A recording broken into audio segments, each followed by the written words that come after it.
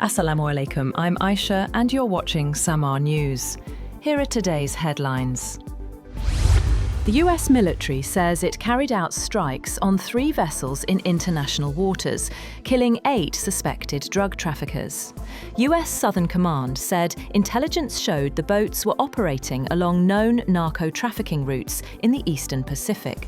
The strikes are part of a broader campaign ordered by President Donald Trump, which has targeted dozens of vessels and killed at least 90 suspected smugglers, drawing legal scrutiny.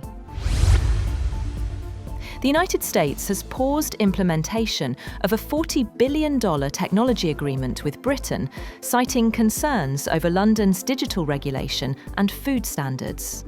The tech prosperity deal, agreed during President Donald Trump's visit in September, covers areas including artificial intelligence and quantum computing.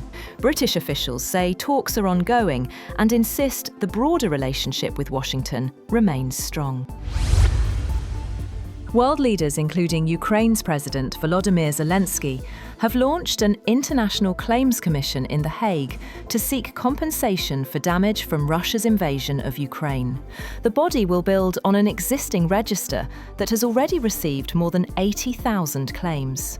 The move comes as diplomatic efforts, led by the United States, intensify to bring the war to an end.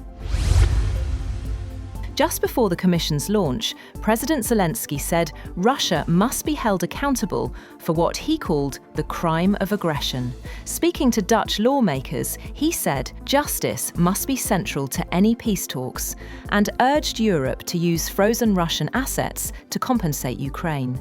He said Kiev was struggling to meet its financial needs, so the decision on using those frozen assets was crucial. New details have emerged in Australia's deadliest mass shooting in nearly 3 decades, with police confirming that the 2 alleged attackers behind the Bondi Beach assault travelled to the Philippines shortly before the attack. Authorities say early evidence points to an Islamic State-inspired terrorist act targeting a Jewish religious gathering. According to the Philippines Immigration Bureau, the 2 entered the country on the 1st of November and departed on the 28th. Suspect Sajid Akram travelled on an Indian passport, while his son Naveed used an Australian passport.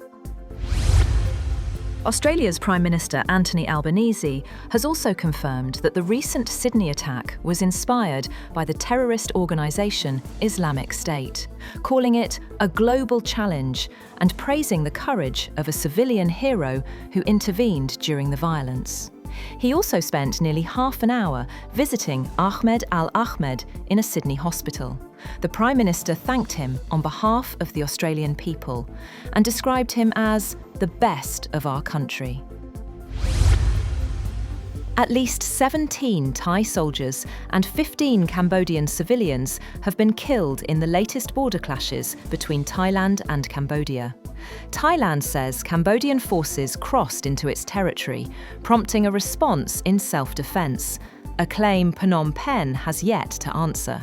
Cambodia says more than 400,000 people have been displaced, as both countries accuse each other of launching attacks since fighting began earlier this month. At least 7 people have been killed after a small private aircraft crashed while attempting an emergency landing in central Mexico. The aircraft, carrying 8 passengers and 2 crew members, had taken off from the Pacific coastal city of Acapulco and encountered difficulties mid-flight. Authorities said the pilot attempted an emergency landing on a football ground. During the landing attempt, the plane veered off course and struck a warehouse, causing a fire that engulfed the aircraft. US President Donald Trump has sued the BBC for defamation over edited clips of a speech that made it appear he directed supporters to storm the US Capitol. Trump accused the broadcaster of defaming him by splicing together parts of a January 6, 2021 speech, including one section where he told supporters to march on the Capitol and another where he said, "Fight like hell." It omitted a section in which he called for peaceful protest. And dense fog has forced authorities to shut several major motorways across Punjab, as visibility dropped to dangerous levels. In Lahore, air quality remained hazardous, with pollution levels among the highest globally. Commuters were left stranded for hours, voicing frustration over delays, while officials said roads would reopen once conditions improve and urged travellers to remain cautious. That's all for now. For more updates, visit www.samaa.tv. Thank you for watching Samaa News.